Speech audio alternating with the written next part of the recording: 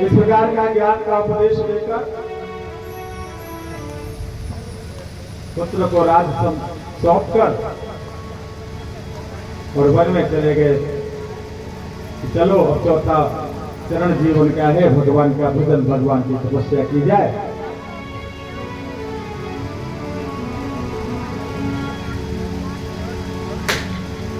जब वन में गए राजा भरत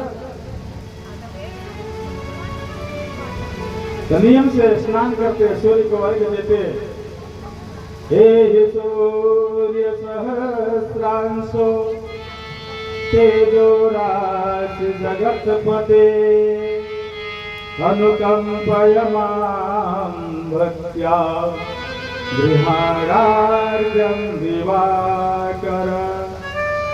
दीप का पूजन करते, दीप ज्योति पर ब्रह्म, दीप ज्योति जनार्दन, दीपो हरतु मे पाप, पूजा दीप नमोस्तुते। इस प्रकार नियम से स्नान ध्यान तो भगवान का भजन करते। एक दिन भरत जी गंडकी नदी में स्नान कर रहे थे। उसी समय वहां पे क्या होता है, एक हिरणी आती है सरोवर में जल पीने के लिए, और जैसे ही वह सरोवर में मुंह डालती है, बहुत तेजी के साथ सिंह की गर्जना उसको सुनाई पड़ती है।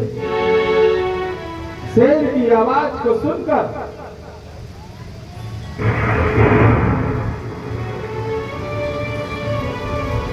वह हिरणी भयवश छलांग लगाकर नदी के उस पार जाने का प्रयास करती है। उसका जो है छलांग लगाने के कारण उसके पेट से उसका गर्भ गिर जाता है, और भगवान को अर्घ्य दे रहे भरत के सामने से जब वह शावक गुजरता है तो भरत जी को उससे मोह हो जाता है, उनको दया आ जाती है, तो उस मृग के बच्चे को उठाकर अपने साथ अपने घर ले आते हैं, अपनी कुटिया पर, और उसको पालने लगते हैं। अब वह जो मृग का बच्चा है उससे भरत जी को इतना प्रेम हो गया, इतना प्रेम हो गया कि वो भगवान का भजन पूजन करना भूल गए। दिन भर उन्हीं के साथ मृग का बच्चा खेलता, खेलते खेलते बड़ा हुआ। एक दिन उसकी बिरादरी वाले कुछ और मृग घूमते घूमते भरत जी की कुटिया की तरफ आए, और अपनी बिरादरी से किसे प्रेम नहीं होता। बिरादरी वालों को देखता है तो भरत जी के द्वारा पालित मृग भी अपने झुंड के साथ वहां से चला जाता है। भरत जी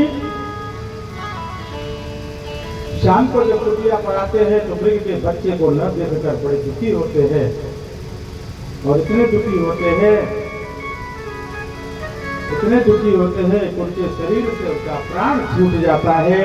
लेकिन जब उनके शरीर से प्राण छूटता है तो उनके हृदय में, उनके मानस पटल पर उसी मृग का चित्र बना हुआ रहता है, उसी की स्मृति बनी रहती है। परिणाम स्वरूप हमारे यहाँ तो कहते हैं ना, अंते या मति सा गति ही, इसीलिए हम बार बार कहते हैं भगवान के नाम का अभ्यास करना बहुत आवश्यक है।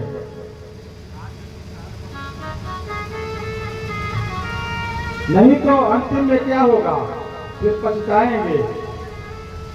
कृष्ण त्वदीय पद पंकज पंजरान्ते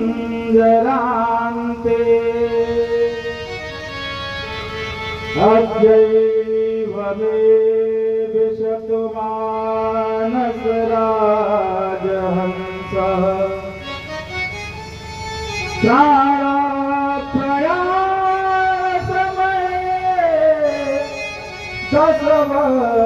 दशवक्त्रगीतम् कण्ठावरोधनविधौ स्मरणं कुतस्ते। कण्ठावरोधनविधौ स्मरणं कुतस्ते। हे कृष्ण, हम आपसे प्रार्थना करते हैं हमारे चित्त की ऐसी वृत्ति कर दो कि वो सदैव आपके नाम की आवृत्ति करती रहे।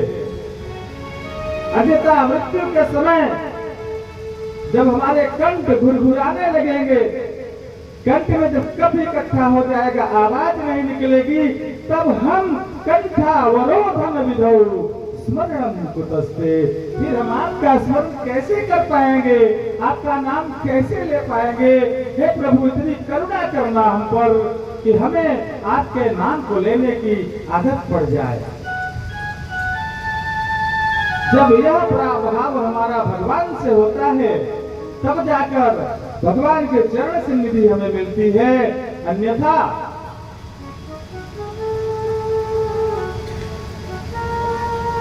जैसे भरत जी को अंतिम समय में सारा जीवन भगवान का तप किया, वंदन किया, पूजन किया, बड़े बड़े उपदेश दिए, लेकिन अंत समय में मृग से प्रेम हुआ तो मृग का स्मरण रहा, तो उनको अगला जन्म मृग का ही मिला। यह भागवत में प्रमाण है कि हमारे मृत्यु के समय हमारे चित्त की वृत्ति जैसी होगी, जीवन की वैसी ही पुनरावृत्ति होगी। इसीलिए हमारे यहाँ शंकराचार्य हों, चाहे रामकृष्ण परमहंस जी महाराज रहे हों, चाहे हमारे गुरुदेव भगवान शंकराचार्य श्री ब्रह्मानंद सरस्वती जी रहे हो, उन्होंने एक ही चीज कहा है कि प्रभु का स्मरण करो, तो उसके सिवा कोई संपत्ति तुम्हारे साथ नहीं जाएगी। और जिसके पास हरि के स्मरण का, उनके नाम भजन का धन रहता है ना, उनके लिए यमराज के दूत उनकी तरफ देखते भी नहीं है, उनकी तरफ से विष्णु भगवान के पार्षद आते हैं और सम्मान पूर्वक आसन जो बैठा कर विमान में स्थापित करके ले जाते हैं। हमेशा प्रयास करना चाहिए हमारे जीवन में भगवान का स्मरण कदापि भी न छूटने पाए। इस बार जब मृग का जन्म मिला तो भरत जी को सब याद रहा भक्ति की शक्ति के कारण, और बहुत पछताते कि भगवान कितना अच्छा तुमने मुझे जीवन दिया था, मैं तुम्हारी भक्ति करता था, कहाँ संसार की आसक्ति उस मृग के कारण मेरे अंदर आई और मैं आज मृग हो गया। समय के साथ इस संसार में जो भी आया है उसको जाना है। महाराज जी को मृग योनि से भी मुक्ति मिली, अगला जन्म मिला उनको एक अंगिरा वंशीय ब्राह्मण के घर में। सुखदेव जी कहते हैं, यस्तु तत्प्रभुमास्तम परम भागवतम राजर्षि प्रवरम भरत, उनमें जो पुत्र हुआ वही राजर्षि भरत शरीर छोड़कर पहले मृग और अब पुत्र रूप से ब्राह्मण के घर में पैदा हुआ। इस जन्म में भी उन्हें अपने दोनों पूर्व जन्मों की याद रही और इस बार पूरी तरह से सतर्क थे कि मुझे मोह में नहीं फंसना है, मुझे भगवान का स्मरण ही करना है। पागलों की तरह बने रहते, घर का कोई काम न करते, नहाते धोते नहीं, गंदगी अपने आसपास मचाए रहते ताकि कोई मेरे पास न आए और मैं भगवान का भजन कर सकूं।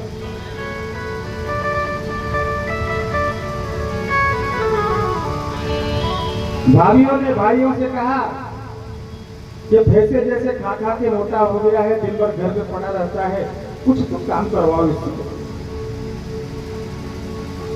एक दिन बड़े भाई ने कहा कि खेत पे चले जाओ, गेहूं बोने का सीजन आ रहा है, तो खेत के चारों तरफ बढ़िया से पाली बना दो। तो गए तो पूरा खेत ही खोद कर कुआं बना दिया, क्योंकि फावड़ा चलाना शुरू किया तो भगवान का नाम भज रहे थे, भजने में भूल गए कि मैं कर क्या रहा हूँ, हाथ चालू हृदय चालू, हाथ खोदता रहा, हृदय भगवान का नाम लेता रहा, कुआं खुद गया। शाम को भाई लोग आए, देखा तो बहुत नाराज हुए, बड़ा अपमानित किया, बड़ा खरा खोटा कहा। कुछ दिन के पश्चात जब गेहूं की खेती तैयार हो गई, एक दिन भाभी ने कहा कि भैया जाओ, कुछ करते धरते नहीं हो, खेतवा पे बैठे रहना, चिड़िया उड़िया आएंगी तो उनको उड़ाते रहना ताकि खेती खराब ना करे। अब जिसको हर चीज भगवान की दिखेगी, वो चिड़िया गेहूं और मनुष्य में भेद नहीं करेगा। गए तो कुछ चिड़िया आए गेहूं खाने के लिए, तो शुरू हो गए, राम की चिड़िया राम का खेत, राम की चिड़िया राम का खेत, डालो चिड़िया भर भर पे, डालो चिड़िया भर भर पे। और चिड़िया को बुला लिया, जो नहीं आए थे उनको भी बुला लिया कि आओ, तुम भी भगवान की हो, धरती भगवान की है, धरती से उत्पन्न गेहूं भी भगवान का है, खाओ और पेट भर के खाओ।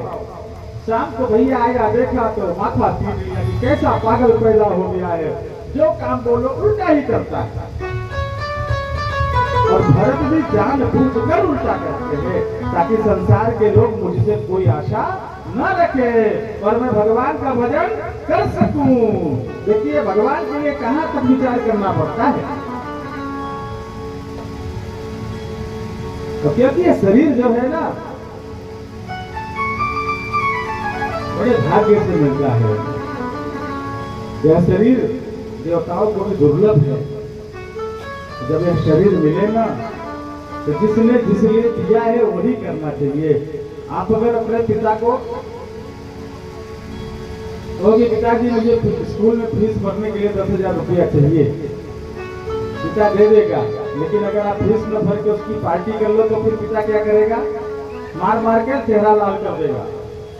इसलिए जिस काम के लिए ईश्वर ने भेजा है वही करना चाहिए।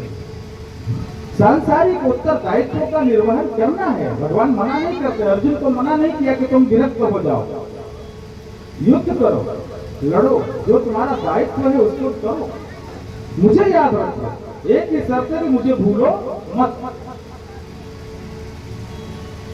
चिढ़ करके भरत जी को घर से ही निकाल दिया कि किसी काम के नहीं, अनाज के दुश्मन है।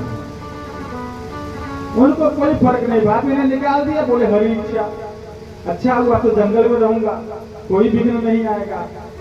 जंगल में आए, बड़े बड़े भगवान का भजन शुरू किया। उसी जंगल में एक डकैत रहता था। उसने माता काली से वरदान मांगा था कि यदि मुझे पुत्र की प्राप्ति हो जाएगी तो मैं तुम्हें बलि दूंगा। और जिसे बलि के लिए वो लोग पकड़ के लाए थे वो भाग गया। तो डकैत ने कहा, सरदार था, उसने अपने लोगों से कहा कि जाओ जो मिले उसको ही ले आओ। वो लोग ढूंढते ढूंढते थोड़ा बाहर आए तो भरत जी अपने पड़े थे मस्त, बोले राम श्री राम जय राम करते हुए इन्हीं को उठा कर ले गए। रास्ते में पूछा, भैया मुझे कहाँ ले जा रहे हो? बोले हम लोग आपको ले जा रहे हैं हमारे सरदार के पास। अच्छा, तो भगवान की इच्छा होगी, किस लिए ले जा रहे हो? तो हमारे सरदार आपकी बलि चढ़ाए। अच्छा, ये भी हरि की इच्छा है, कोई बात नहीं, चलो। ले आए, हम लोग को नहलाया धुलाया। फिर पूछे, भैया इतना काहे नहला धुला रहे हो? तो बोले पंडित जी हमारे यहाँ जब बलि चढ़ती है तो पहले बलि पशु को बढ़िया से नहलाया धुलाया जाता है, उसको खूब खिलाया जाता है। अच्छा, चलो जैसी हरि की इच्छा। माँ काली की मूर्ति के सामने लाकर खड़ा कर दिया। जस्सी सरकार ने कहा, महाराज आप सर नीचे झुकाओ। बोले क्यों? बोले आपका सर काटना है, बलि देनी है। बोले अच्छा, हरि अच्छा, सर को झुका दिया। इतना निर्मल हरि में विश्वास देकर उस पत्थर की मूर्ति से माता काली प्रसन्न हो गई कि भगवान में इतना मस्त रहने वाले व्यक्ति का वध एक डकैत के द्वारा होगा। ब्रह्म तेज से दजुत हो काली अति अतुलाय, रूप भयंकर प्रकट कर बारंबार उठाय। ले खड्ग दस्यु के हाथों से सिर उसका तुरंत उड़ाया है। ले खड्ग दस्यु के हाथों से सिर उसका तुरंत उड़ाया है। सारे दुष्टों को मार दिया, सारे दुष्टों को मार दिया, काली ने रंग दिखाया है। सारे दुष्टों को मार दिया, काली ने रंग दिखाया है।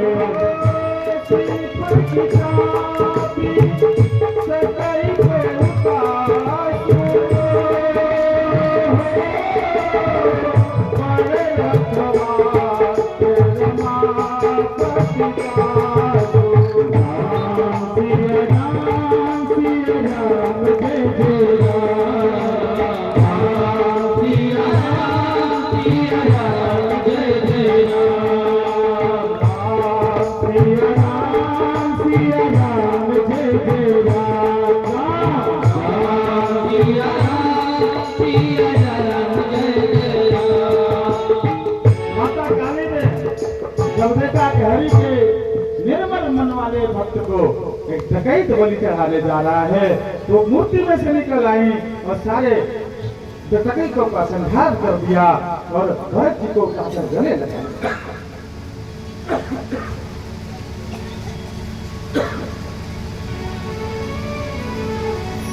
इसके पश्चात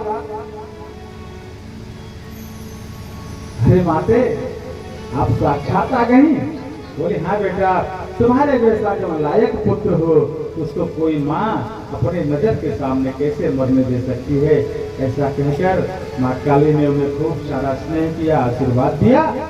बोले जाओ बेटा, तो अपने जैसे भक्ति में लीन हो ऐसे ही लीन रहो। जड़ भरत जी वहां से आए और अपनी कुटिया में रहकर उसी प्रकार से पागलों की तरह भगवान का भजन करने में मस्त हो गए। एक दिन सुखदेव जी महाराज कहते हैं, सिंधु सौवीरपते रहो गणस्य प्रजतमत्यास्पदे तत्कुलपतिनाश्य विकावाह पुरुषान्वेष समय। उसी जंगल से राजा रघुगण सत्संग करने के लिए कपिलाश्रम की तरफ जा रहे थे। जब जंगल में पहुंचे तो उनका एक पालकी ढोने वाला कहार बीमार हो गया। तो राजा ने दूसरे कहार को आदेश दिया कि वन में ढूंढो, कोई मिल जाएगा उसे लगा लो। पालकी तो 4 लोग उठाते हैं, 1, 2 या 3 लोग तो नहीं उठा सकते।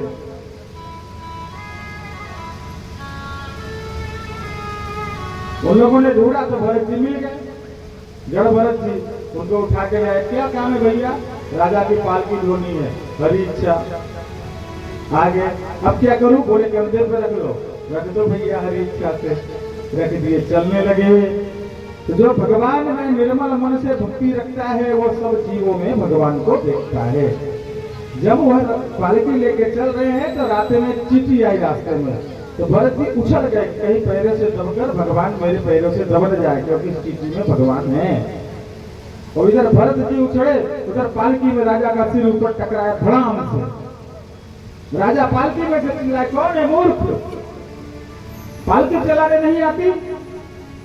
तो पुराने कहार ने कहा, महाराज अभी नया नया है, धीरे धीरे अभ्यास हो जाएगा। कुछ दूर गए, फिर से चीटी आई, फिर से उछले।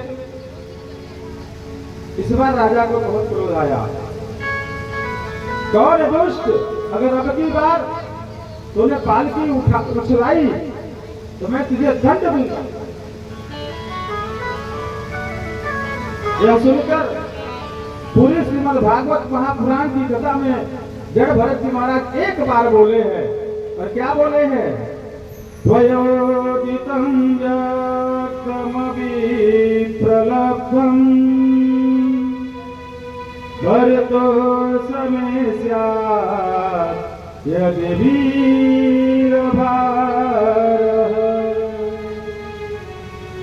राजन, तुमने जो कुछ भी कहा है वो ठीक है, उसमें कोई व्यंग नहीं है, लेकिन ढोने वाले देह का जो भार है यदि वह मुझ में होता तो मुझे तुम्हारी बातें टेढ़ी मेढ़ी मालूम पड़ती। दुष्ट यह व्यवहार मूर्ख लोग ही करते हैं। मैं तो जीव हूं, ये शरीर का भार भी मेरा भार नहीं है, तो तुम्हारी पालकी का भार मैं कौन होता हूं ढोने वाला, और तुम कौन होते हो मुझे दंड देने वाले। स्थौल्यं कार्श्यं व्याधय आधयस्य। राजन, शारीरिक मोटापन, दुबलापन, शारीरिक बल, शारीरिक निर्बलता, रोग, भूख, प्यास, कलह, इच्छा, जरा, निद्रा, क्रोध, यह आदि सब विकार उसके लिए है जिसे देह का अभिमान होता है। मुझे तो देह का कोई अभिमान नहीं है, इसलिए न तो तुमसे डरता हूं, न मैं तुम्हारा दंड स्वीकार कर सकता हूं, न तुम मुझे दंड दे सकते हो। और जहां तक तुमने कहा कि मैं राजा हूं, इस जगत का कोई स्वामी नहीं हो सकता, इस जगत का स्वामी एक ही है। तुम कैसे अपने आप को स्वामी कह सकते हो? इतनी विद्वत्ता भरी बातें जब पालकी में से सुना राजा रघुगण ने, तो पालकी से झांक कर देखा कि ये है कौन। देखा तो रघुगण ने कहा, इसके बीच में आप सबको एक सूचना दे दें, आज भगवान श्री कृष्ण के जन्म की झांकी होनी है। जिस झांकी का मंचन ठीक 8 बजे किया जाएगा, उसके अनुसार परिवार के लोग अपनी तैयारी रखें, बढ़िया से कन्हैया को सजाएं, वासुदेव बने, सारी व्यवस्था करें। ठीक 8 बजे जैसे ही कथानक आएगा भगवान का, वैसे ही कृष्ण भगवान को यहाँ मंच पे पहुंचा दिया जाए। श्री राजा जब राजा ने झांक कर देखा तो राजा ने कहा, कस्त्वं निगूढ़श्चरसि त्रिसहस्राणां बिभर्षि सूत्रं कथमोऽवधूतः कास्यासि कुत्रात्यह्यापि कस्मात् क्षेमायनस्येदपि नोत शुल्कः। आप कौन हैं? आप स्वयं कपिल महाराज तो नहीं है, आप मरीचि ऋषि तो नहीं है, क्योंकि यह तो आपके शरीर पर जनेऊ दिख रहा है। इसको देखकर मुझे ऐसा लग रहा है कि कहीं स्वयं दत्तात्रेय महाराज जी तो नहीं है आप।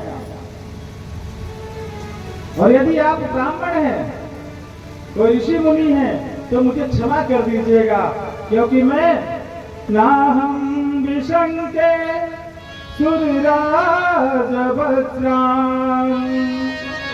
यक्षशूलां यमस्य दण्डात् नाभ्यर्कसोमानिलरितपस्रात् छंके भृशं ब्रह्मकुलावमानात्। हे ब्राह्मण देवता, न तो मैं इंद्र के वज्र से डरता हूँ, न ही महादेव के त्रिशूल से डरता हूँ, नहीं मैं अग्नि, सूर्य, जल, आकाश, चंद्रमा, कुबेर आदि से डरता हूँ, न मैं साक्षात यमराज से डरता हूँ। मैं डरता हूँ कि मेरे से कभी किसी ब्राह्मण का अपमान न हो जाए। और आपने ब्रह्मसूत्र यानी जनेऊ धारण कर रखा है, जाने अनजाने मुझसे अपराध हो गया है, मुझे क्षमा कर दीजिए, मुझे क्षमा कर दीजिए। और यही बालकांड में आप सबको पता होगा, यह तो ब्राह्मणों का गांव है, भवनी गांव है। रामायण तो यहाँ के लिए वैसा ही है जैसे हम लोग चाय पीते हैं। यही बात रामचरित में बालकांड में कपटी मुनि प्रतापभानु से कहता है, विप्रशाप बिनु सुनु महिपाला, विप्रशाप बिनु सुनु महिपाला, तोरे नाथ नहीं खबर उठाला, तोरे नाथ नहीं खबर उठाला। प्रभु मैं मोहवश आपको पहचान नहीं पाया, आप ब्राह्मण हो या जनेऊ बता रहा है। ओ नहीं तो हुआस जन्मा जगदानी, प्रभु का पाए सारे बतलाए। सिया राम जय जय राम, सिया राम जय जय राम। हे प्रभु, इस संसार में ऐसा कोई नहीं है जिसे पद मिला हो, सत्ता मिली हो और उसे अहंकार न हुआ हो। आप मेरे अपराध को क्षमा कर दो। आप जैसे संतोषी व्यक्ति का अपमान तो इंद्र को भी शापित कर सकता है, मुझे क्षमा कर दो। इस प्रकार बहुत, क्योंकि रघुगण जो थे बड़े सत्संगी थे, वो सत्संगों के लिए ही उनकी यात्राएं होती थी और आज भी वो सत्संग के लिए ही जा रहे थे। जब उनका कहार एक तो बीमार हो गया और भरत जी को उसकी पालकी में लगना पड़ा। जब भरत ने कहा अकोविद कोविदवादिवादा पदस्य तो नातिविदां वरिष्ठः। राजा, तुम विद्वान न होने पर भी विद्वानों जैसी बात करते हो, किंतु उससे तुम श्रेष्ठ विद्वान नहीं हो जाते। पंडित लोग स्वामी और सेवक के व्यवहार को सत्य नहीं मानते, पंडित लोग भक्त और भगवान के व्यवहार को सत्य मानते हैं।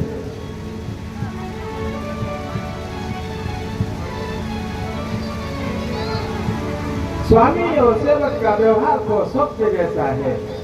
जैसे सपना टूटते ही सपने में दिखी हुई सारी चीजें नष्ट हो जाती हैं, वैसे इस जीवन में वृद्धावस्था आने के बाद यह शरीर नष्ट हो जाता है। परमात्मा के अपरोक्ष ज्ञान को ज्ञानी जन भी इस तरह बखान नहीं करते जिस तरह तुम बात करते हो।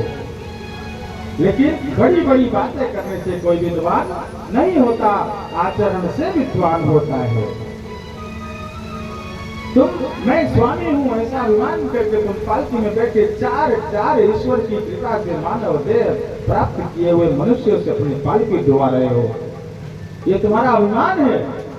और जिसके भीतर अभिमान है वहां भगवान नहीं आते। इसलिए राजन, ममेति बध्यते जंतुर न ममेति प्रमुच्यते द्वैपदे बन्धमोक्षाय न ममेति ममेति च। गरुड़ पुराण में भी यही कहा जाता है। और बाबा तुलसीदास तो बड़ा सुंदर लिखते हैं, ओ काहू न को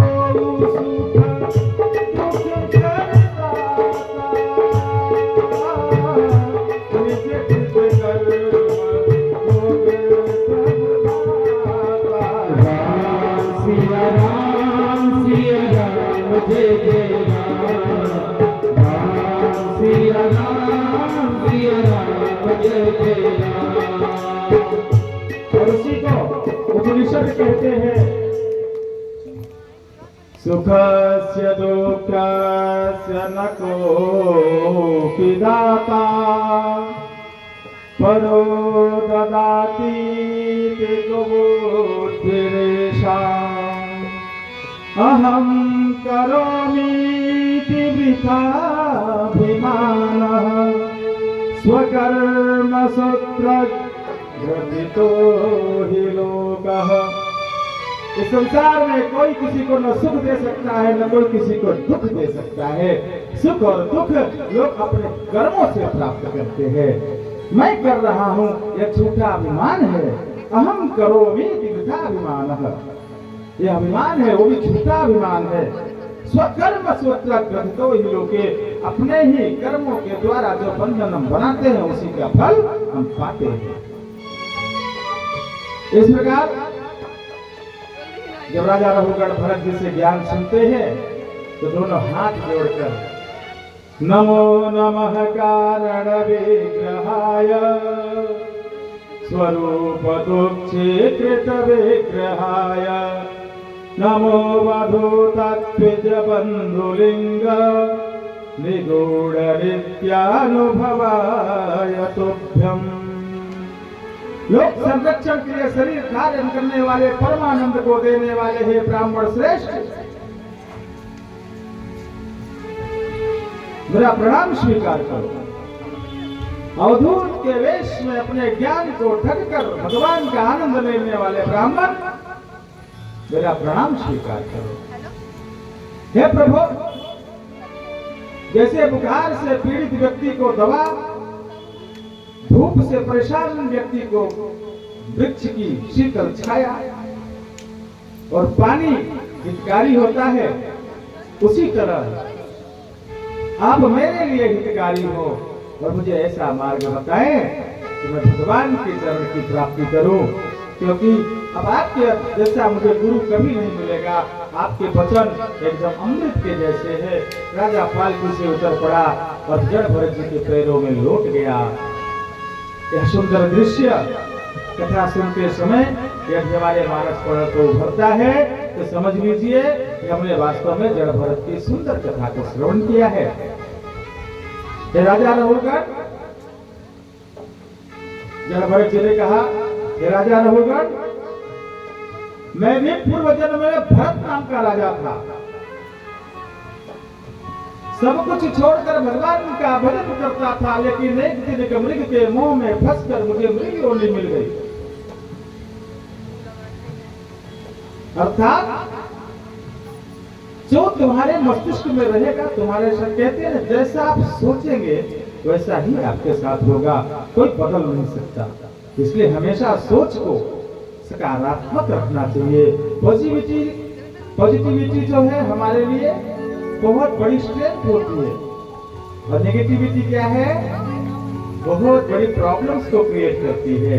इसलिए हमें हमेशा पॉजिटिविटी अपने अंदर रखना चाहिए, और सकारात्मकता जहाँ है वही परमात्मा है। बिना सकारात्मकता के परमात्मा को पाना संभव ही नहीं है। यस्यामि मे खड्ग नरदेवदस्य वः सार्थं विलुम्बन्ति कुनायकं बलात्। बहुत सुंदर उपदेश सुनकर रघुगण ने जड़ भरत जी से सारे वहीं पर उसने ज्ञान लिया, फिर आगे नहीं गया।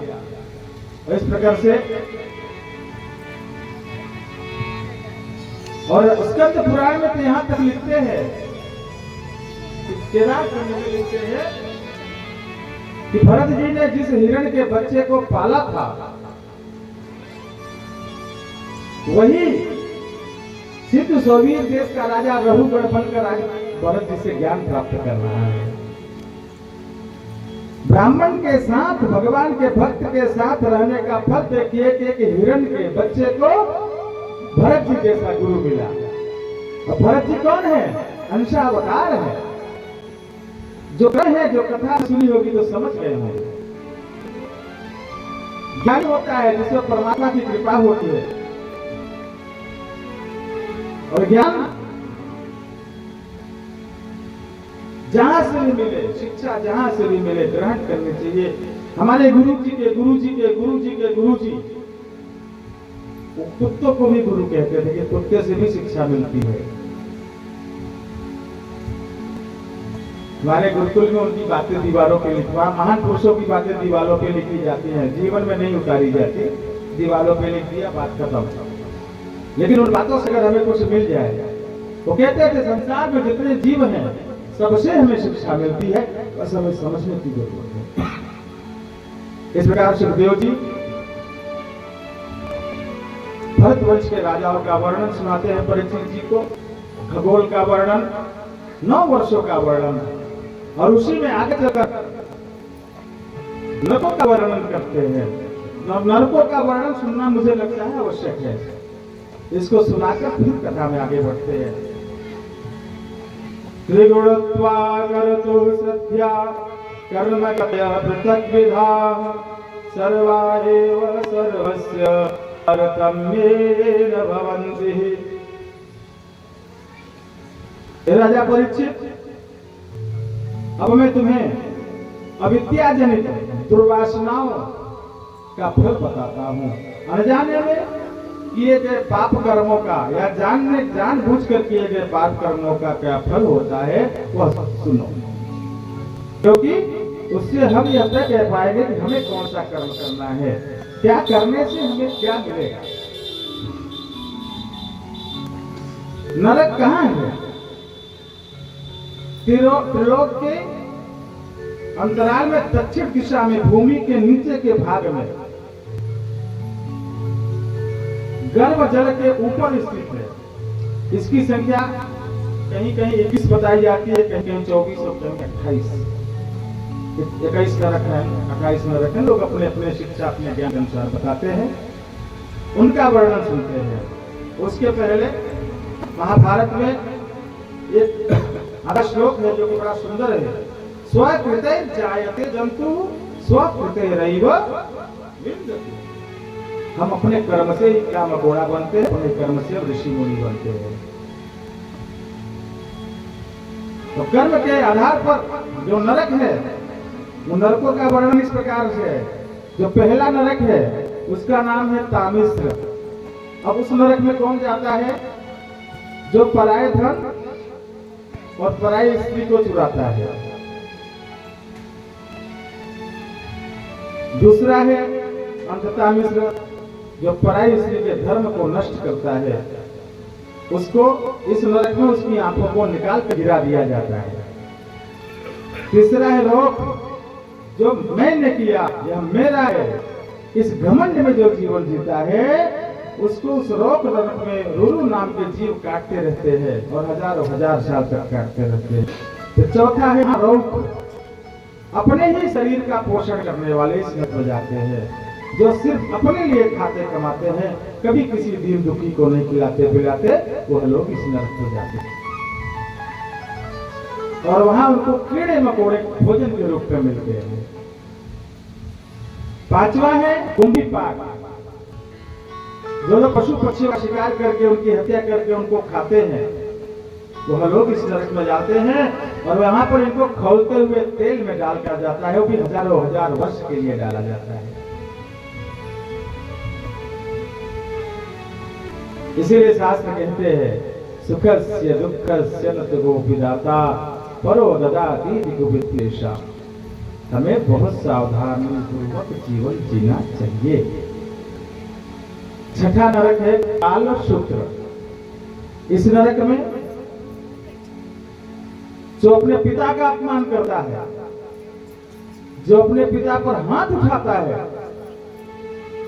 जो ब्राह्मणों का अपमान करता है, जो गुरु का अपमान करता है, उन लोगों को इस नरक में डाला जाता है। और इस नरक में हजारों हजार सूर्य रहते हैं, जिनकी रोशनी से वो जलता रहता है। एक सूर्य है हम लोग दिन में बर्दाश्त नहीं कर पाते, हजारों हजार सूर्य कल्पना करिए। और सातवां है असिपत्र, वेद मार्ग पर न चलने वाले पाखंडी प्रकृति के पुरुषों को धार वाले पत्तों के वन में रखा जाता है। और वो दिन रात हिलते भी है तो कट जाता है। हजारों हजार वर्षों तक दिन रात चिल्लाते रहते, हाय कटा हाय मरा, हाय कटा हाय मरा। कौन? जो वेद मार्ग अर्थात वेद ने जो मार्ग बताए हैं उस मार्ग पे जो नहीं चलता। और आठवां नरक का नाम है शूकर मुख। किसी ने कोई अपराध न किया हो और फिर भी उसको जो दंड देता है वह इस नरक में जाता है। और वहां उसके लिए कोल्हू उसका स्वागत करता है। जैसे गन्ना कोल्हू में पेरा जाता है ना, वैसे ही ऐसे व्यक्तियों को वहां कोल्हू में पेरा जाता है जो लोग निरपराध को दंड देते हैं। और नौवां नरक है अंधकूप, जो किसी की कमाई और खेती को नष्ट करता है, उसको इस नरक में डाला जाता है। और उस कुएं में सिर्फ और सिर्फ कीड़े मकोड़े रहते हैं जो रात दिन उसको काटते रहते हैं। और 10वां है कृमि, जो जीवन में कभी भी किसी को बिना खिलाए खाता है, जो यज्ञ हवन इत्यादि नहीं करते, अपने संस्कारों का पालन नहीं करते, माता का सम्मान नहीं करते, ऐसे लोगों को 10 योजन चौड़े इस नरक में डाला जाता है। और यहाँ उसको कीड़ा बनाकर डाला जाता है और वह भी कीड़ों को ही खाता है। और 11वां नरक है दंशन, जो ब्राह्मण के धन को चुराता है और जो ब्राह्मण के धन को बलपूर्वक लूटता है, उनको इस नरक में डाला जाता है, जहां उसको चिमटों से यमदूत पीटते रहते हैं। चिमटे मतलब जिससे आप लोग रोटी उठाते हो।